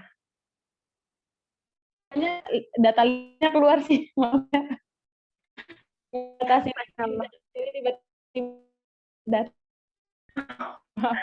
Ya Allah. Jadi dia kayak keputus. Gitu. Cek. Terus nggak ya? Udah lancar kembali, Kak. Ya, jadi seperti itu sih. Itu aja sih menurut aku. Masya Allah, luar biasa ya pengetahuannya tentang sejarahnya. Gitu teman-teman, terkait kotor ramah gitu ya, masalah gitu ya. Balik lagi semua dalam sistem Islam ya. Maksudnya balik lagi kepada sistemnya, kita harus bisa. Atau bingung nih? Maaf. Aku dong, Tit. Pak. Aski ya? Oh, Ya. Oh, Hani. Ya, sok Hani. Nah, Hani dulu ya. Oh ya, silahkan.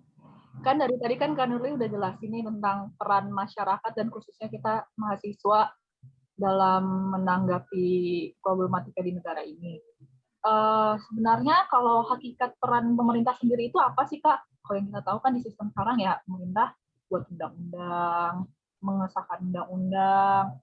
Tapi kayak yang udah kakak sebelum Kak Kera yang bilang di awal tadi kan, kalaupun para koruptor di penjara, mereka juga bisa keluar lagi kok. Dan itu pun bersyarat. Nah, seperti yang kita ketahui, bahkan aparat itu merupakan seperangkat bagian negara juga kan. Jadi sebenarnya negara itu tugasnya apa, Kak? Gitu loh. Kan, jadi maksudnya harusnya kan melindungi hak-hak rakyat ya, tapi yang seperti kita ketahui nyatanya malah seperti itu. Nah, jadi kalau dari segi Islam sendiri gimana sih, Kak? Tugas pemerintah itu harusnya. Ya, cukup. Tugas pemerintah yang harusnya ya, itu kan mereka yang menerapkan hukum gitu ya, terus menjaga pengaplikasiannya dan sebagainya. Dan sebenarnya apa yang yang dilakukan oleh pemerintah hari ini, tugasnya ya, kalau secara tugas itu sebenarnya nggak beda jauh gitu ya, tetap tugasnya untuk meramu hukum, terus menerapkan dan sebagainya. Nah, dalam Islam juga demikian, tapi bedanya adalah yang dilakukan oleh pemerintahan dalam Islam itu adalah mereka menerapkan hukum yang itu berasal dari hukum syara melalui metode ijtihad, bukan metode demokratif ya, maksudnya musyawarah berarti di sini adalah musyawarah yang dilakukan di parlemen, misalnya suara yang paling banyak itu adalah suara yang didengar, bukan itu gitu, tapi yang dilakukan oleh pemerintahan Islam itu adalah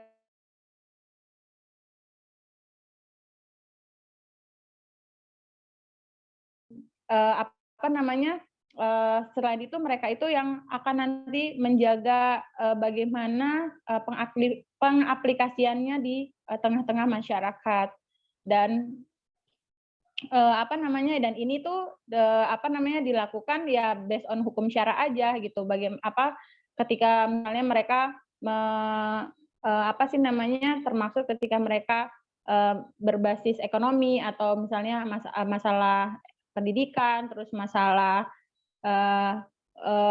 sosial budaya gitu ya. Nah, itu tetap pemerintah itu menjadi bagian yang mengambil peran untuk penerapan hukum syara sampai sana gitu. Pun sanksi ya, masalah sanksi, bagaimana ketika sanksi itu ya penerapannya ya sanksi yang diberikan kepada masyarakatnya itu adalah sanksi yang masyarakat atau orang yang misalnya berbelot di dalamnya itu adalah sanksi yang terkait dengan hukum syara.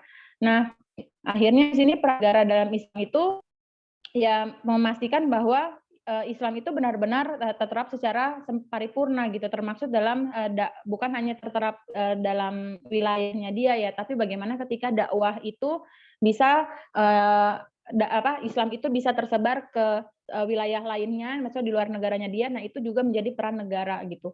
Nah, berbeda dengan peran negara hari ini yang mungkin kalau secara teori hampir sama gitu ya. Cuma perbedaannya adalah ketika mereka mengambil based on hukumnya itu berbeda. Mereka lebih cenderung mengambil pendapat banyak orang gitu ya. Terus mereka itu nggak dipungkiri lagi kalau misalnya bahwa pendapat yang diambil itu yang menguntungkan dari segi keuntungan aja gitu ya. Jadi kalau misalnya keuntungannya banyak, meskipun secara Islam itu adalah haram gitu ya, jalannya tetap diambil oleh mereka gitu ya. Berbeda dengan Islam. Kalau dengan Islam itu mana ketika hukum syara itu mengatur itu gitu, sehingga yang terterapkan di dalam negara adalah hukum Islam aja, bukan hukum yang lain. Meskipun jadi mereka yang nggak ya meskipun taruhlah hukum syara itu solusi dari hukum syara itu misalnya kayak berbeda dengan kapital ya. Jadi mereka tuh tidak melihat seberapa banyak manfaat yang diterapkan, tapi seberapa kuat sih dipakai untuk menjadi aturan di negara tersebut. Dan yang pasti menjadi sarana dakwah juga dakwah untuk bukan hanya di wilayahnya dia tapi di wilayah lainnya. Makanya kan ketika Islam itu terterapkan, itu mereka dalam sebuah negara itu bukan hanya di daulah Islam, itu pun mengajak wilayah-wilayah lainnya untuk menerapkan sistem yang sama, hukum ya, dan yang akhirnya hukum Allah itu terus tersebar seluruh penjuru. Makanya nggak dipungkiri kalau pada saat terakhir, maksudnya wilayah terakhir yang dimiliki oleh daulah Islam, khilafah pada saat itu tuh adalah 2/3 dunia. Karena dari yang kecil, dari yang Madinah, itu cuma Madinah doang, tapi melebar sampai ke seluruh Jazirah Arab, bergeser ke Eropa, bergeser ke ke Asia, ya, yang akhirnya sampai meliputi 2/3 dunia itu gitu. Karena tadi salah satu peran negara di dalam Islam itu dia juga sarana dakwah gitu ya, selain menerapkan hukum syara itu sendiri. Itu sih yang Nurul tahu. Boleh mungkin teman-teman yang lain ada yang mau tambahin atau mau sharing tentang peran negara.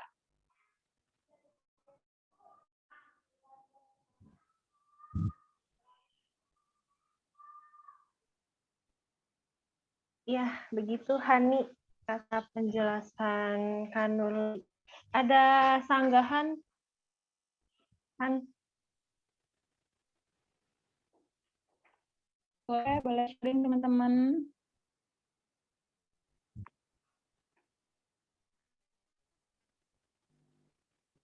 Jadi Kak, yang jadi standar itu adalah bukan ramahnya sifat gitu ya, atau ademnya wajah dilihat gitu ya, atau perilaku orang gitu, tapi tetap yang dilihat itu sebenarnya adalah Islam.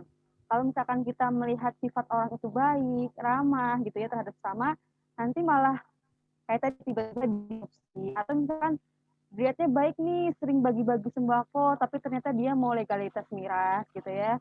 Atau misalkan tiba-tiba dia ramah nih, tapi ternyata tambang di sana jual gitu, alam di pro gitu.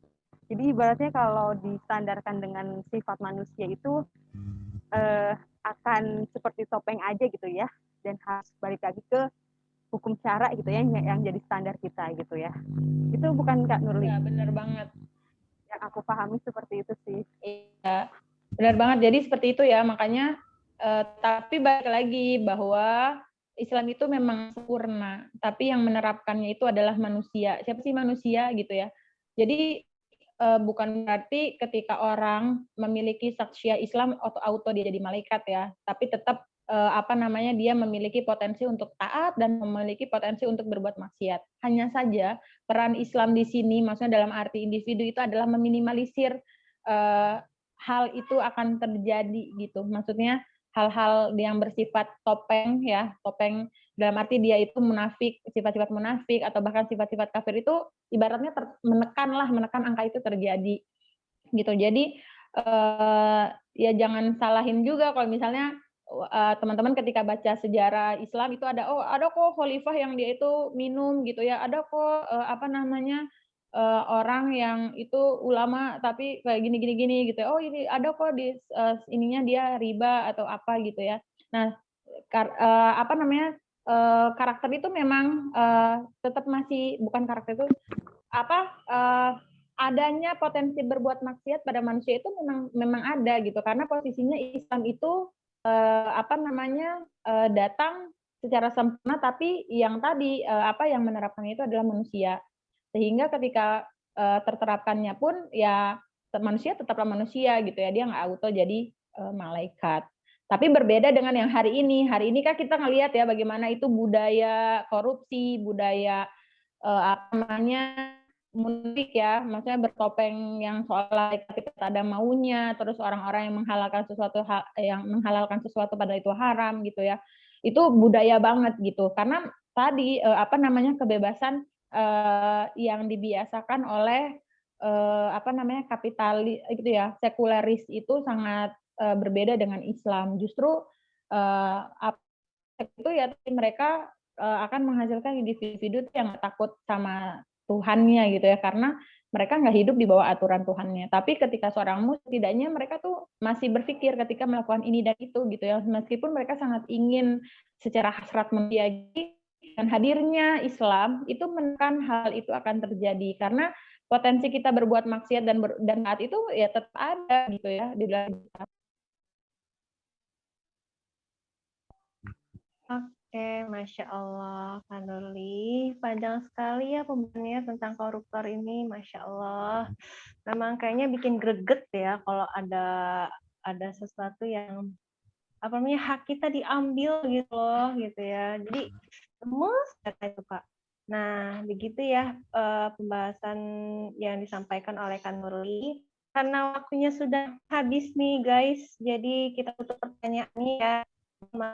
Teman-teman yang tidak tersampaikan pertanyaannya tapi kayaknya mau gitu mungkin ya, tapi mungkin akan ada kesempatan lain kali gitu ya di minggu-minggu berikutnya, karena memang forum kita ini akan terus ada setiap pekannya gitu.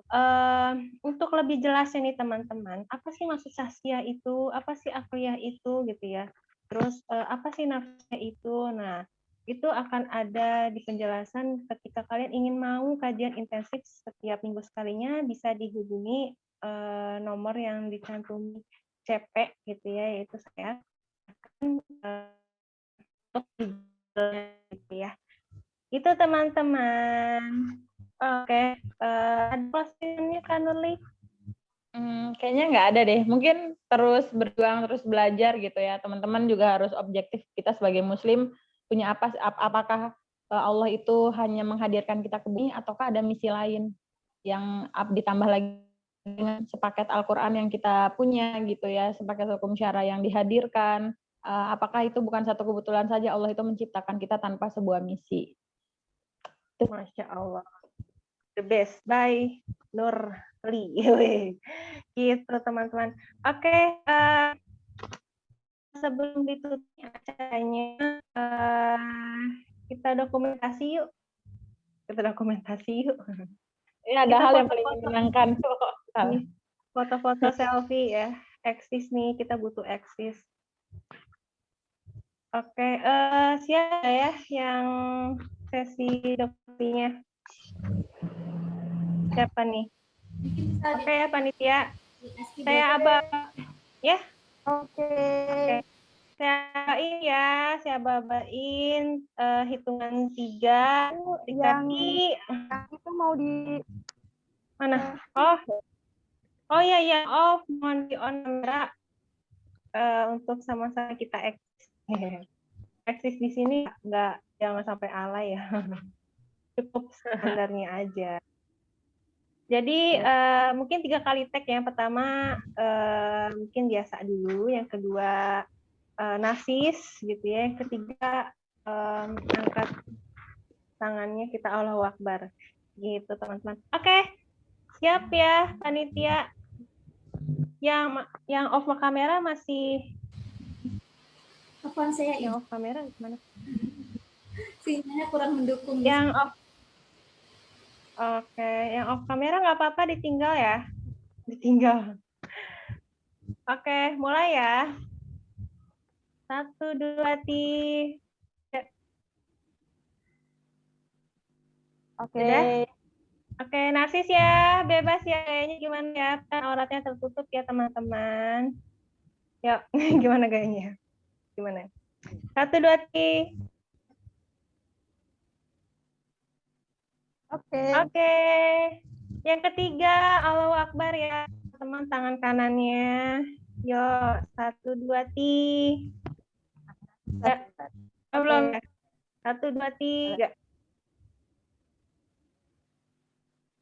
Oke. Allahu Akbar. Akbar. Jadi para mahasiswi di sini harus tetap semangat, katakan Nurli, dan berjuang apa yang harusnya diterapkan, yaitu Islam gitu ya. Jadi jangan sampai kita terjajahi terus nih oleh pemikiran Barat gitu kan, atau kebijakan-kebijakan yang di luar dari Islam. Jadi jangan mau dengan sifat individualisnya sesibuk-sibuknya kita. Jangan lupa mereka itu pada diri kita sendiri. Itu ya. Jadi oke, kita tutup dengan membaca istighfar 3 kali dan kafaratul majlis. Astagfirullahaladzim.